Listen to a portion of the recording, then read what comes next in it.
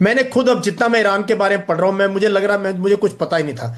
जबकि मैं जब बैंगलोर मिलिट्री स्कूल में पढ़ता था 70s में, तब बहुत ईरानियन स्टूडेंट्स वहां पढ़ने आते थे। एक एक बहुत जबरदस्त 70s में ईरान और भारत के ऐसे रिश्ते, मैंने अब मुझे वो चीजें याद आती हैं ईरानियंस की। ईरान की फुटबॉल टीम एशिया में नंबर 2 है, वर्ल्ड कप में क्वालिफाई किए जापान के बाद।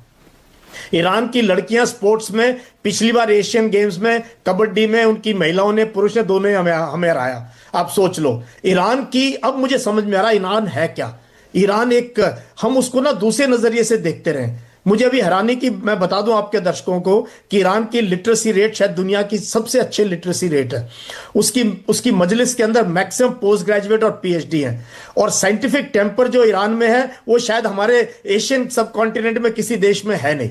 तो ईरान को जो लोग सोच रहे थे मौलवियों का देश है, क्लर्जी का देश है, यहां तो बड़ी औरतों पे यातनाएं हैं, ऐसा कुछ है नहीं। आईक्यू में ये वर्ल्ड के नंबर 4 पोजीशन पे आता है ईरान। तो ये मिसाइलें बना रहे हैं, ये ड्रोन बना रहे हैं। इस लड़ाई की उनके पास तैयारी थी कि जब ऐसा कहर बरपेगा तो लड़ेंगे। जून में नहीं किया इन्होंने, 2025 में अब किया। और अब जो है जिस तरीके से अनप्रेडिक्टेबल, अनकन्वेंशनल, और जिस तरीके से इन्होंने रिस्पॉन्ड किया है, जिस तरीके से डायरेक्टिव स्टाइल ऑफ कमांड को इन्होंने यूज किया है, जिस दिलेरी से और जिस शहादत के साथ ये लोग खड़े हुए हैं, अब जो कि अब पता लग रहा है कौम क्या चीज होती है, देश क्या चीज होती है, सरजमी क्या चीज होती है। और खुदा ने 2 चीज दी है ईरान को। एक तो तेल और गैस भरपूर मात्रा में दिया है और चलता ही रहेगा सालों साल। और दूसरी चीज दी है ज्योग्राफी। ज्योग्राफी इतनी जबरदस्त है, ये एक फोर्ट्रेस है ईरान। इसमें जो उतरने की कोशिश करेगा वो उसका मैसेकर होगा। यहाँ वो चाहे कोई special forces, delta force, green बेरे, और अमेरिका के ट्रुप्स में क्या एपिटाइट बची है लड़ने के लिए। अफगानिस्तान 20 साल हारने के बाद, इराक में मुंह की खाने के बाद, उससे पहले की तो कहानियां छोड़ी दो। आज के अमेरिकन ट्रुप्स में, मरीन्स में कितना फाइट करने का है। तीसरी चीज मैं बता दूं, हाईटेक आर्मीज ना, hi-tech militaries may not succeed against low tech resistance movement. चाहे वो हमास के साथ क्या किया, 2 साल लड़ाई करी, 70-72 हजार लोग मार दिए, हमास इंटैक्ट है। हिजबुल्लाह, आप पूरा बेरूत को खंडर बना दो लेकिन हिजबुल्लाह विल रिमेन इंटैक्ट। आप लीडरशिप मारोगे, वो पत्तों की तरह है पेड़ के, उतने नए लीडर उभर के आ जाएंगे। तो आज ईरान के लोगों ने ठान लिया है कि देखी जाएगी, अब की बार पीछे नहीं हटेंगे। And this is really awesome कि they are gone and attack Diego Garcia.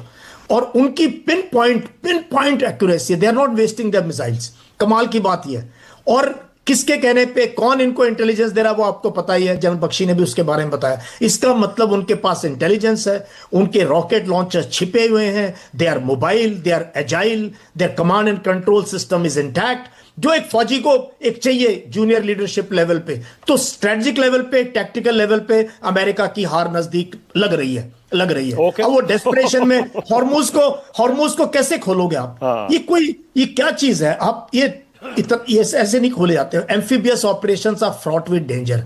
Last amphibious operation जो है सेकेंड वर्ल्ड वॉर में हुआ था, उसका किसी फौज के पास टेक्निक नहीं है, ना आइडिया है कि जब समुद्र, और ये तट नहीं है मानक, ये पहाड़ियां हैं, समुद्र है, पूरी की पूरी ऊंची ऊंची पहाड़ियां जहां ये अटैक करना चाहेंगे। नीचे इन्होंने गुफाएं बनाई है। इनकी नेवी वो काम करेगी शायद कुछ इन्होंने, जैसे एलटीटी ने काम किया था, सुइसाइडल बोट्स होंगी, इसलिए कोई शिप घुसने के लिए तैयार नहीं। वर्ल्ड की बिगेस्ट नेवी डर रही है हॉर्मुज में घुसने के लिए।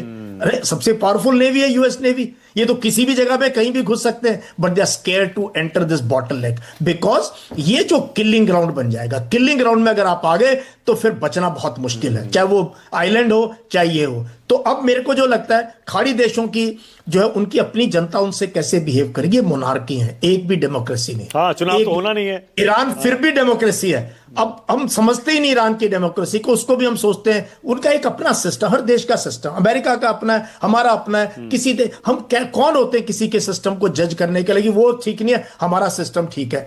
तो ये थोप नहीं सकते आप आइडियोलॉजी और गवर्नेंस का सिस्टम। ईरान फिर भी एक डेमोक्रेसी है, लेकिन मोनार्की जो सोच रही है लड़ाई में उतरने के लिए, वो कोई भी डेमोक्रेसी नहीं है। और उनकी जनता कैसे, इनकी तो पोजीशन वैसे ही खतरे में रहती है मोनार्कीज की। तो इनकी जनता और आम जो है एक किस प्रकार से ये एक व्हाइट अमेरिका या इजराइल के कहने पे जो है ईरान के ऊपर हमला बोल सकते हैं, मुझे थोड़ा सा मुश्किल लगता ठीक है, है। ओके। बट देखो, लड़ाई है, ये अनप्रिडिक्टेबल होती जी, है। जी, जी। हमारे में से कोई जो है हाथ की लकीरें देख के बता नहीं सकता है। So it is, but Bharat के लिए, जैसा कि हम सारे फौजी कह ही रहे हैं, हमारे लिए अपने इंटरेस्ट, हमारा